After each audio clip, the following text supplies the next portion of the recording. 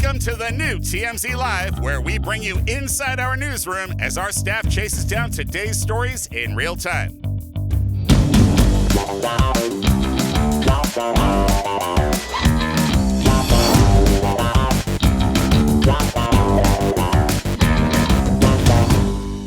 Welcome to TMZ Live.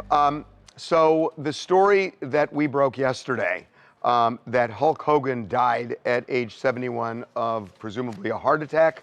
I have to tell you, in the 20 years we've done TMZ, we've been able to gauge public interest by the reaction we get, by looking at the number of people who are looking at the post, the number of people just commenting everywhere, how it's picked up from various media outlets. And I got to tell you, this was definitely top 10 of the responses, just the enormity of the emotions. You may have seen yesterday, we had Ric Flair on very early on, and he was just sobbing about Hulk's death, which for many people was just very sudden. But, you know, I want to talk a little bit later about kind of my interactions with him, of which there were many. But I think we're going to start with the important ones, which his wife, Sky Daly. She actually said that Hulk was dealing with some health issues, and we knew that too, that he was, especially in the last couple of months, he was dealing with some serious health issues. She said that it was still a surprise. She thought there was more time. She did not know that he was about to die yesterday. So it really came as a shock to her. She underscored something. I want to go to Babcock, who runs our sports department, and they're the ones that broke this story. One of the things she talked about is how much he loved his fans. And I think if there's a marker for Hulk, it's that.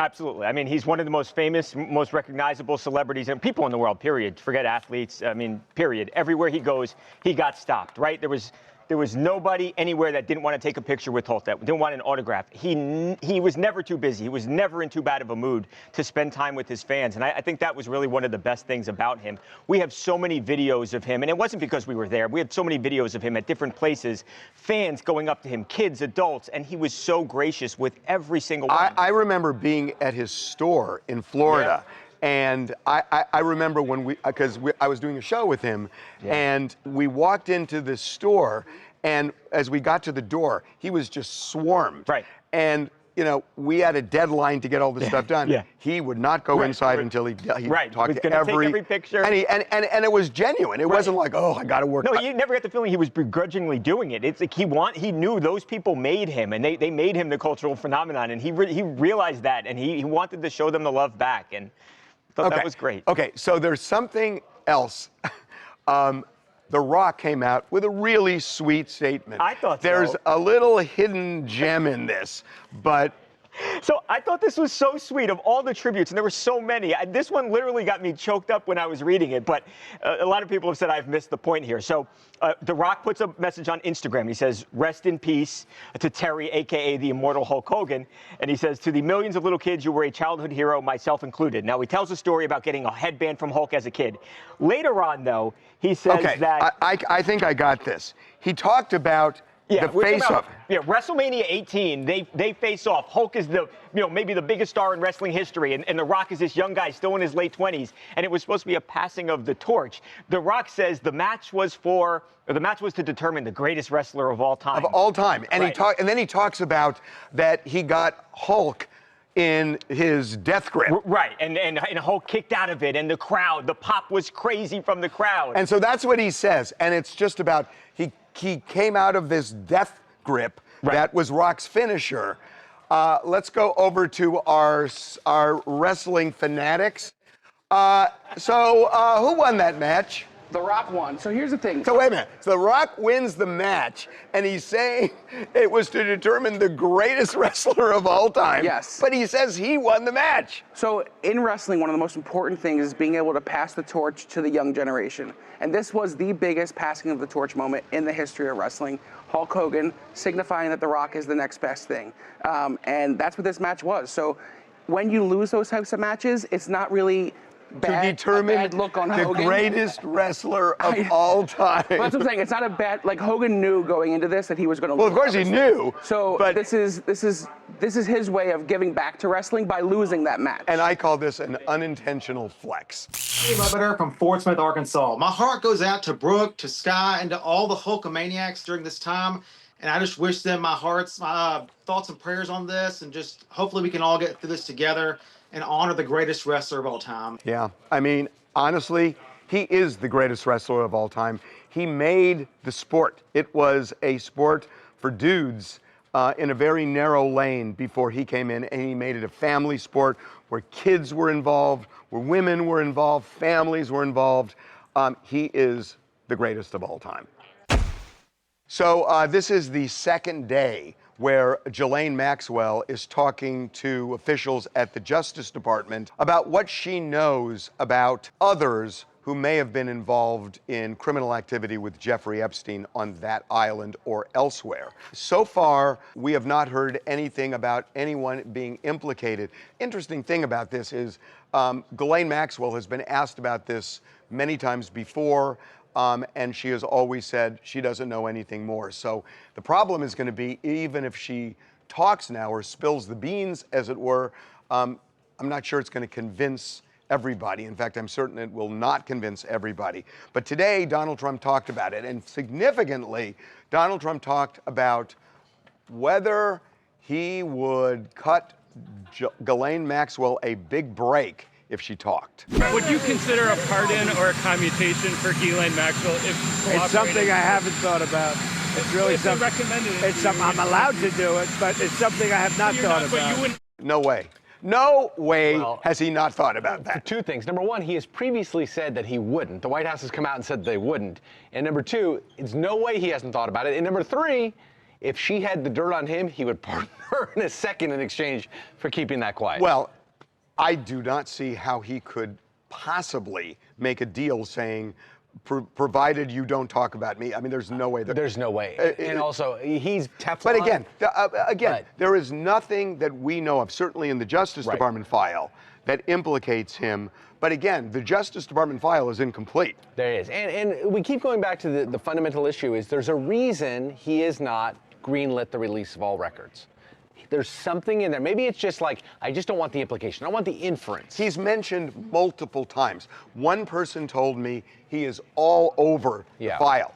But both people I've talked to have said there's nothing in it that implicates him. So it may just be the optics of being mentioned as much. The big thing people are talking about now is this letter that Trump allegedly wrote. The Wall Street Journal is saying that Trump wrote a letter drawing a nude woman and talking about how he and Epstein have kept, quote, wonderful secrets over the years. Now, this was a birthday book in 2003, and there are about 50 people, because he knew everybody in New York, and there are 50 people who wrote these letters. Trump says he did not write this. He's suing the Wall Street Journal. He's suing Rupert Murdoch, but he was asked about Epstein's birthday. Did not write a letter for Jeffrey Epstein's birthday. I don't even know what they're talking about. Now, somebody could have written a letter and used my name, but that's happened a lot. All you have to do is take a look at the dossier, the fake dossier. Everything's fake with that administration. Everything's fake with the Democrats. Take a look at what they just found about the dossier. Everything is fake. They're a bunch of sick people. What is interesting about this is that book is now being held by the Jeffrey Epstein estate. They have that book. They have said that if they are subpoenaed, if they subpoena the book, they will cooperate with a lawful subpoena. So if Congress subpoenas it, presumably they're going to see it. And now what Trump said before, it's all fake, and now he's saying somebody may have done it on my behalf. That's right. That's different. It's very different. It's also going to be different now that he knows, because it's been reported by the Journal, that a lot of other luminaries, Bill Clinton, Vera Wang, and some others, also have written him notes in this same book. We should say that Vera Wang talks about making Jeffrey Epstein the Bachelor. Again, this is 2003, years before he was charged or accused of sex trafficking. Bill Clinton wrote, "It's reassuring, isn't it, to have lasted long across all the years of learning and knowing, adventures and something else that's illegible, and also to have your childlike curiosity, the drive to make a difference, and the solace of friends. A lot of people are making a big deal of childlike curiosity. I think that's it's unfair. It's an innocuous comment, except for the fact that we now know what Jeffrey Epstein did. But what we know in 2025 is not necessarily what anybody knew in 2003. Look, Bill Clinton, given his history, right? There's this jaundiced eye with everything Bill Clinton says. Given his history, and given his relationship, they were friends with Jeffrey Epstein, right? He's all over the Epstein files. Isn't it fair for people to sort of wonder if there was more intent there? Same with Donald Trump, by the way. Donald Trump is not a Puritan, right? Isn't it fair to wonder what they knew? See, this is the problem too with the birthday book, with the file itself, which is they're going to be putting out a lot of names where they really don't have evidence, but it is going to sully everybody that's right mentioned. Jess calling from Vegas, and this new information is chilling. Bill Clinton and Vera Wang are two very rich and powerful people, and as mentioned before, the birthday messages were written before the Epstein abuse charges came to light, and they appeared harmless, but now they do make us question who knew what was happening and who turned a blind eye to what was happening. And the problem with that is that did they know in 2003? Or were they innocent comments where, looking back, all of a sudden it has new meaning, but didn't have meaning when they said it? And that may be one of the arguments that lawyers for some of these famous people would make about, do not release the name of my client, because what you're going to do is ruin this person without any evidence behind it. Coming up. Sly, this is really devastating news. Hulk Hogan was a huge force in wrestling, but he was also a big part of your world. I just hope everyone really covets the memory, appreciates the visual of this icon, and probably the greatest wrestling icon we'll ever see. Be right back. Sylvester Stallone was a really good friend of Hulk Hogan's, and in many ways is responsible for Hulk Hogan's second career, which is being a movie star. In Rocky III as Thunderlips, Hulk Hogan hit like an earthquake. And Sylvester Stallone is largely responsible for that, because a lot of people didn't want him in that role. So Sly has a real history with Hulk Hogan, and he is joining us right now. Sly, welcome back to TMZ Live. Hi. Sly, this is really devastating news. Hulk Hogan was a huge force in wrestling, but he was also a big part of your world. So I would imagine your reaction is emotional. Very much so. When we met, I guess it was 82, maybe 81, because we started rehearsing. He just came in and you knew that this guy had a glow about him. He was a force to be reckoned with. Sly, I spent a fair amount of time with Hulk and did a show with him once where he was talking about how proud he was of his role in Rocky III. He had a statue of Rocky and Thunderlips in his store. So talk to me about how important that moment was that you made him a movie star. Well, it was. This fellow was he was just at the beginning of his career. He hadn't quite come into his own yet. So we got him at a point where he was so enthusiastic. And I remember he was immense. He was probably about 315 pounds, but very smart. And had this deep, calming voice. And he was willing to do anything that would make the show better. Now, at first, no one wanted him because he was too big. I said, that's the whole point. It's like David and Goliath. The bigger, the better. So he showed up in magnificent shape. And the thing was, we started to roll around and he would literally pick me up and drop me to the ground. I thought I'm going to be literally pulp by the time I land. And yet he would always break the fall. He would do things that you wouldn't see like a magician. And I'll say, I've had a lot of punches thrown at me. No one was more accurate and precise than him. It was extraordinary for a man that size. Literally, he would punch with his knuckle like this, and it would come right, just touch the skin. And I thought he was great and such a good sport. He just met my daughters at a signing the other day, and he was very busy. Took time out for them.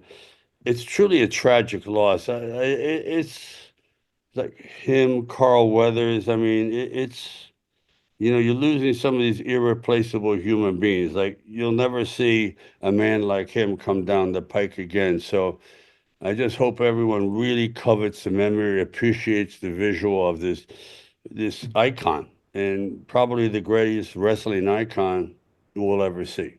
You and Hulk had a lot in common because a lot of people, if they hit it big in one area. Both of you hit it big in movies and in television with family reality shows. So you were kind of multi-talented in that sense, both of you. Talk to me about that. I'm glad you said that because he's also was very smart. Quite often people judge a book by its cover. I know what that feels like, and they did the same with him. But he was very smart, very entrepreneurial, musical. He had a plethora of all these subjects that he was interested in. And the thing is, he just was in a lot of pain. I know he had so many injuries. I've had a lot of back operations. He's had 10 plus, and yet he never complained. He just tried to persevere and be as pleasant as possible. I miss him terribly. Like, it's just, it's irreplaceable. And it's been a rough week between this and Ozzy Osbourne, and just you've lost some real monumental human beings. You and Hulk have something else in common. You are both part of the Trump world. Hulk spoke at the RNC, was really the star of the RNC, took a lot of heat for that, even booed when he entered the ring after that convention. So there was a lot of blowback, and you felt it too, I would assume. Talk to me about that. I do relate to it because it gets to a point where it's where politics stop and people start. And that's where you really have to say, what is the soul of a person all about? Just it doesn't matter. Anything else doesn't matter. That's the way I look at it. And he was a unique, giving soul. And people really didn't understand how deep he went. I can say I'm just a better person for knowing him. And the beauty is that we have that on film forever. And I just hope the fans appreciate it because that was the beginning of a titan, of a real unique individual who was not afraid to stand up, as you just mentioned, and put himself on the line for his beliefs. And that's to be commended always. I love what you said about him being gentle, because really that's an art that he kind of developed as a wrestler, where he can't really pummel the person in the ring. So I love that story. Is there some funny story that you could think of, some interaction with Hulk? I know, people underestimate how gifted some of these behemoths are, and he was the most gifted of all. I just remember two things. One, he throws me into the corner. He goes, "I'll be gentle." I said, "Okay." He throws me into the corner. I go about 6 feet in the air. I hit the corner, and the whole point is for him to run towards me and go boom and hit me hard, and I fall down, which naturally I would. Instead, he decided halfway across the ring that he's going to jump up.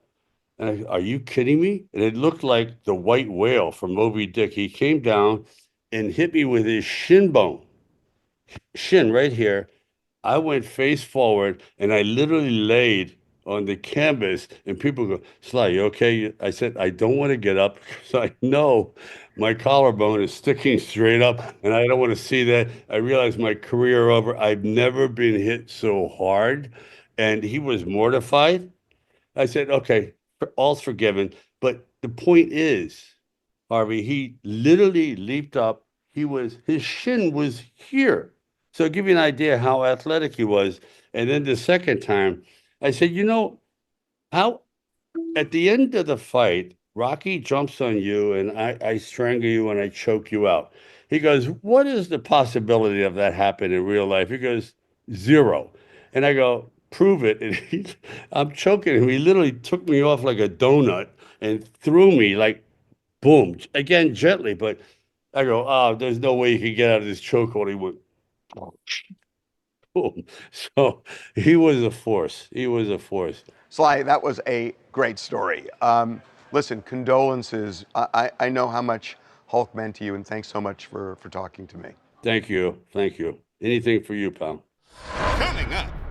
News about Travis Kelce and Taylor Swift. He's getting top billing today. Travis Kelce and Taylor Swift are now, I say engaged, she says Instagram official. I don't think they're engaged. I feel like if and when they get engaged, it's going to be a big spectacle. They're engaged.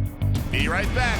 TMZ's got every freaking thing. Big celebs, big stories, big events. Justin Timberlake made Portland kids' dream come true by joining a bike bus ride. And they always listen to Justin Timberlake. Cry me a river when they fall. It's TMZ. News about Travis Kelce and Taylor Swift. He's getting top billing today. I have said all along, at least for 2 months, that I think they're secretly engaged. I don't have any knowledge of that, but I believe that to be true. People in my office disagree, including Charlie Neff, but Travis Kelce and Taylor Swift are now, I say engaged, she says Instagram official. Yes. So yesterday, Travis posted for the first time on his social media a photo of Taylor. Actually, multiple photos. He did 13 photos. Do you understand the 13, Harvey? It's deep Taylor I know, knowledge. it's her favorite number. I know. Yeah. So he posted a bunch of photos on social media of them together. But there's this photo. You got to look closely. So you see their lock screen here and right here too. You'll notice it's the same photo. But in this photo, if you zoom in, she's got her left hand up. People think it's an engagement ring photo.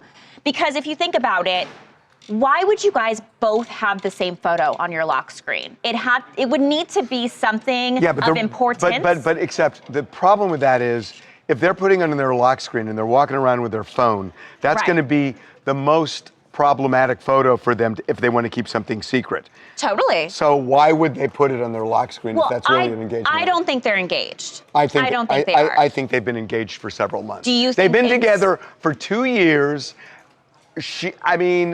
They scream we're getting married. Yeah. And so you think, oh, one day we're going to talk about it. They talked about it. So what are they saying? One of them saying, well, not for me. Of course they talked about it. Totally. And if they talked about it, what are they saying? Well, let's talk about it next month. I mean, at a point, they're living together almost. So come on. I feel like they're engaged. If and when they get engaged, it's going to be a big spectacle. They're engaged. No, they're not. I mean, what do you think? They're gonna go out in Central Park and he's gonna get down on his knees so that'd be so romantic. It's not gonna happen. So Maddie Healy, who was dating her, they had like just a quick stint, like romance. But she trashed him. So Maddie Healy's mom, who's a soap opera star in Britain, was on Watch What Happens Live. Okay. And here's what she had to say. Miss Swift wrote a whole album about their relationship, Tortured Poets Department. What was your reaction to that album? Obviously, on pain of death, can I talk about that episode? But not being her mother-in-law is a role that I'm glad that I lost. Not that I have anything against her. Right. At all. Yes, she does. Just, obviously she has something against her. Come on over here. Happy Gilmore 2 has come out after something like, 28 years? 29 years, but who's counting? And the reason I'm walking over here is Babcock in our sports department has this clip with Bad Bunny. Get out of the way. I got it. The ball again. Okay. Okay, we can only show 10 seconds, apparently. Okay. All right. No, not a bear. Not a bear.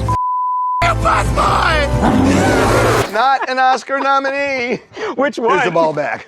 The bear has a better chance. You're right. Nisi from Florida.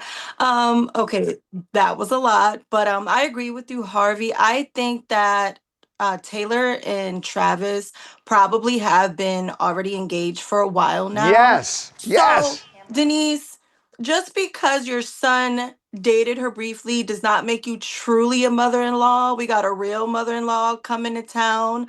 I think that Denise was trying to be that fierce mom with loyalty to her son, but I do think it was done in poor taste. Why?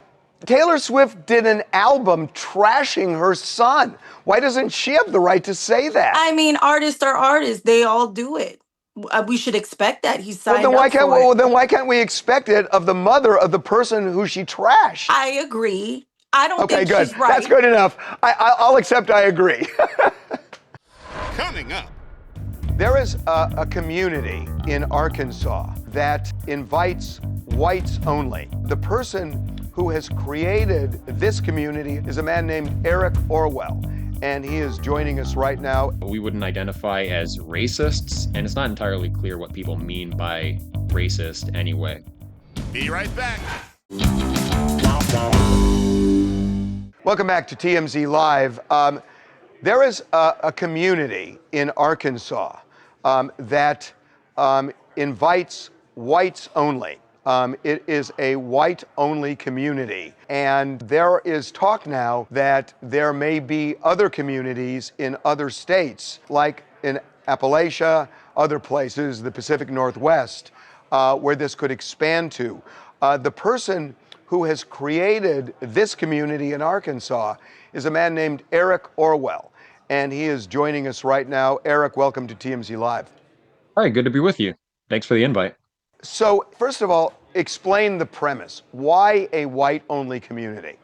Well, many white Americans do value their European heritage, and we don't think there's anything wrong with that.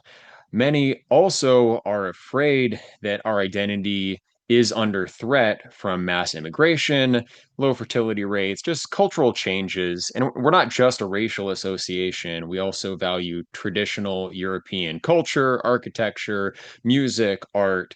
And so we want to create a space where that can be celebrated. So when we say white only, for example, what if a Jewish person, what if I come in and say, I'd like to join this community? Well, you're welcome to apply. Admissions decisions are made on a case-by-case basis, and we're not purists about this. So if someone has some non-white ancestry, there's a chance they could be accepted.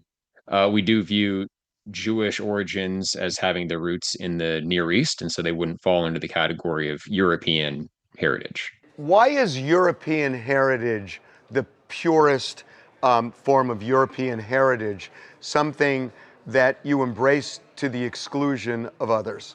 Well, for something to be what it is, it has to not be other things. I think it's fine if people want to blend and mix and mingle cultures, but I do want cultural diversity to exist. So I want a pure form of Portuguese culture to exist. I want pure Japanese culture to exist in their own respective spheres. So I want a kind of pure European tradition to be maintained somewhere. I mean, that's the classic segregationist policy, which, we had, up till the early 1960s. So fair to say you're a segregationist. The major difference is that back then it was forced segregation, and I think that's immoral. Right now, what we have is effective forced integration, and I think that's also immoral. Forcing people to live in ways they don't want to live is the problem. It's not that people may want to voluntarily go their own way. I don't think there's anything morally wrong with that. I mean, there are clearly people who would say that this is a racist premise and that you are racist for propagating it. What do you say to them? Well, our association is racial in nature as well as cultural, but we wouldn't identify as racists, and it's not entirely clear what people mean by racist anyway. There are federal laws, the Fair Employment and Housing Act, and others that prohibit discrimination. So you have a community where people live, and it's essentially a whites-only community. How do you get around that federal law? Our goal is not to get around federal law, it's to abide by it. And there are exceptions in the Fair Housing Act and other legislation like the Civil Rights Act for private associations. There's the public sphere where you're listing real estate publicly and looking for customers. And then there's private clubs, associations, intentional communities like we formed. You know, it's interesting. I'm hearing you that you want this kind of purest European culture and that it doesn't necessarily define you as racist. But the people you attract, whether you are or not, may well be hardcore racists. I mean, fair? I still don't really know what you mean by racist. Valuing race in itself, I don't think there's any moral problem with that. Mistreating people because of their race, there's a problem there, sure. Well, I get it, but you say valuing people because of their race. A lot of people would say you're devaluing people because of their race. Well, just like to be something, you have to not be other things. To value something, you have to value it above other things. So if you value, Jewish identity and the Jewish people, then by default, you're going to value them above non-Jewish people. So if you allowed a black person or say a Jewish person that wouldn't pass muster for you folks into that community, how would it adversely affect the community? Well, that person would probably bring cultural priors from their own background that then we would adapt ourselves to consciously or unconsciously. I believe that culture is a deep, unspoken, complex language that's physical, explicit, verbal, cultural, rather artistic, and all of that is sensitive. It's not something that we rationally calculate. We're not rational individuals operating in isolation. We're parts of larger wholes, traditions, communities that move forward over generations. And I think blending in people from other traditions will alter that tradition that we're trying to preserve, and we don't want that altered. We want it preserved and to remain our own thing. How is this community funded? My understanding is you have something like a GoFundMe. Can you explain that? Well, the actual purchase of the property was funded by the community members themselves. And up to this point, almost everything that we've done has been our own initiative, our own resources. We've put up some fundraising campaigns, like a legal fundraiser that has been very successful. And that's necessary because many people would try to attack what we're doing as illegal. I've also raised funds to fund a tour to expand our projects, not just to full-time residential communities, but also recreational areas and community centers. I think it's good for the white community to have our own spaces, just like I think the Black community should have its own spaces, and the Jewish community clearly has its own spaces. But the way you put that is that there is a Black community, a Jewish community, and so on and so on and so on. And a lot of people say, that's not America anymore. That may have been America 70 years ago, but it's not today. America is a melting pot. You go to a place where I live, like Los Angeles, and there are pockets, but there's really no such thing as entire communities anymore. So that's not America anymore. There are certainly Jewish community centers. Do you have a problem with that? Well, I have a problem with exclusion, to be honest. I have a problem with exclusion and just fundamentally saying somebody is different because of their religion or the color of their skin. I mean, that's my personal opinion. Well, we're different in those respects, certainly. And there's a lot more to race than just the color of our skin. Genetically, race leads to cognitive differences just as much as it leads to differences of appearance. So I think we should be free to either integrate or segregate ad libitum. We should be allowed to exercise our freedom as Americans to blend together, to go our own way, and we can also have our own spaces and meet each other in the middle. Okay. Well, listen, I really appreciate you coming on. I don't agree with you, but we wanted to hear your point of view because this is happening in parts of the country. So thank you. Yeah, thank you. I'm happy to talk about it. Appreciate it. Coming up, Todd Chrisley torched his wife, torched the way his wife looked when she came out of prison. When I first saw you, when I got out of that car, I started thinking about going back. Be right back. So all roads seem to lead to Donald Trump, even in the world of celebrity. So Todd and Julie Chrisley, they were both in prison, both serving long terms for wire fraud and whatnot, and they were both pardoned by President Trump. Not coincidentally, their daughter spoke at the Republican National Convention. So they now have a podcast now that they're free. And Todd Chrisley torched his wife, torched the way his wife looked when she came out of prison, and even expressed regret. So, do you have this thing queued up? Okay, play this. This is great. When I first saw you, when I got out of that car, I started thinking about going back. But then I thought, let me embrace this. This is a moment. Are you kidding me right now? Well, I mean, it was a rough moment. It was a rough moment because I'd never seen you dark in my life. Julie, 30 years, I've never seen you with dark hair. Well, I know that, Todd, but I didn't have any choice. I mean, I didn't have a choice. I was thinking of going back into prison because I saw the way you looked. And we have the photo of her here too. That's when she was dark. So that's when he's like, I've never seen you dark. That's the photo he was saying. This is what got him going. But, and there's gray too. Was this rehearsed? No, absolutely. Nothing they do is rehearsed. This is so like spot on brand for Todd. This is how they talk to each other. If you've ever watched their show, Kristin Knows Best, then you know their banter is just like Hold on, we're on YouTube right now.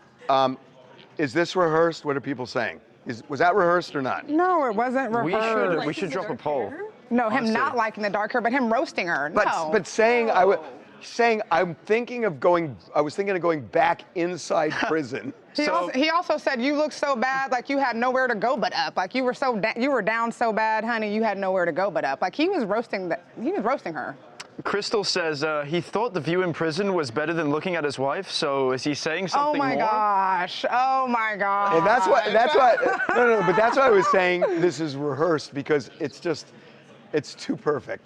He's funny. He's just natural. No, he's very funny. He's just a southern, charming, Southern belle. That's a Southern belle. That's what he is. No, I mean, but when you think about it, these guys were in prison, and the daughter speaks at the RNC, and they get paroled, and it's like an Etch-a-Sketch that they're basically using what happened in prison as material for a new reality show, a podcast. And, you know, everybody was so shocked, because I remember when Martha Stewart got out of prison, everybody said she's finished, that she'll never have a career again. And she was able to completely resurrect herself, and prison actually helped her because it made her cooler. And it's almost like it used to be that prison, it's over, you know, go hide for the rest of your life. Now prison becomes an opportunity. Hey everyone, I'm Megan from Alabama. One thing I love about Todd Chrisley is he is completely honest. He's hilarious. But bless Julie's heart, she was probably already feeling super self-conscious, and he just made it worse. But either way, they look happy now. She's back to being blonde, and blondes do have more fun, they say. They achieved a pretty high level of fame.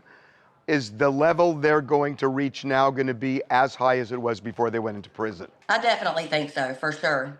People are watching more now. It's just crazy world. Crazy world. Coming up.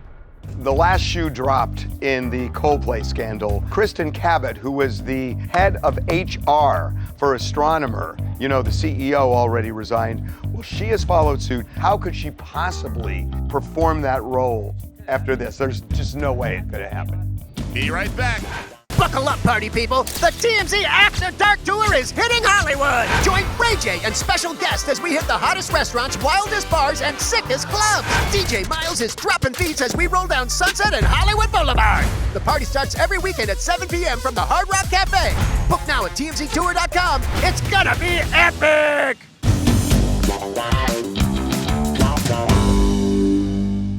The last shoe dropped in the Coldplay scandal. Kristin Cabot, who was the head of HR for Astronomer, you know, the CEO already resigned. Well, she has followed suit. She has resigned her position. I gotta say, there is no way. How could she possibly stay on in HR and tell people you can't date somebody who's in a lower position than you? I mean, she was in a lower position, but how could she possibly perform that role after this? There's just no way. I mean, obviously she can, and she violated corporate policy. That's just standard corporate policy in any corporation. I mean, the weird thing about it is, and I don't know what their policy is. He violated corporate policy because he can't date below. Right. But she wasn't dating below. So I don't That's know. a good point. I mean, there are people in our office who are dating. And so it's not illegal or not against policy for people to date. Right. But there are certain disclosure rules depending on what it is. There are rules about people at the top dating people who are lower down.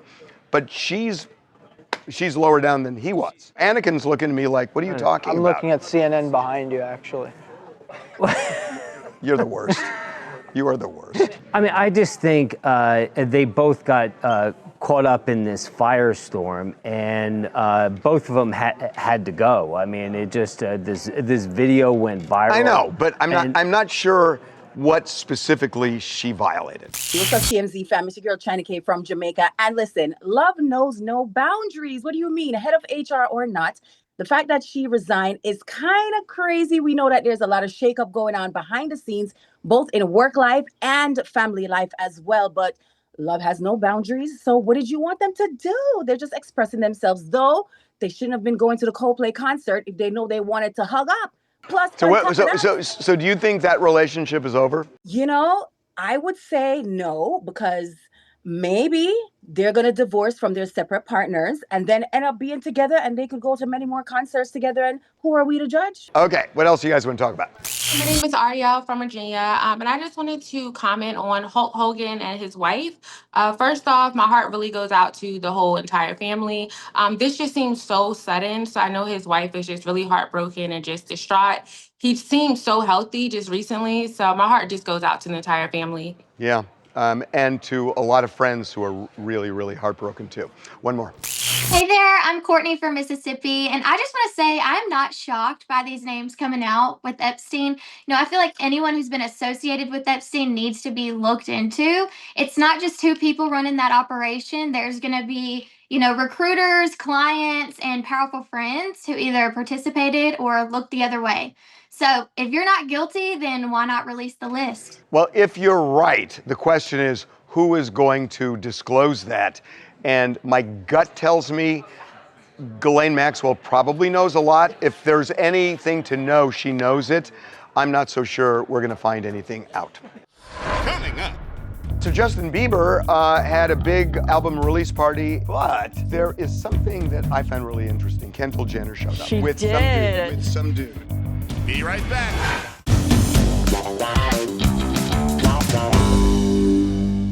So Justin Bieber had a big album release party in West Hollywood at the Bird Street Club. It's on the Sunset Strip. Haley showed up. They were arm in arm. But there is something that I found really interesting. Kendall Jenner showed up. She did. With some dude. She was there. That's her friend Carter Gregory, so nothing romantic. They've been friends for a while. But he is holding a bottle of Don Julio.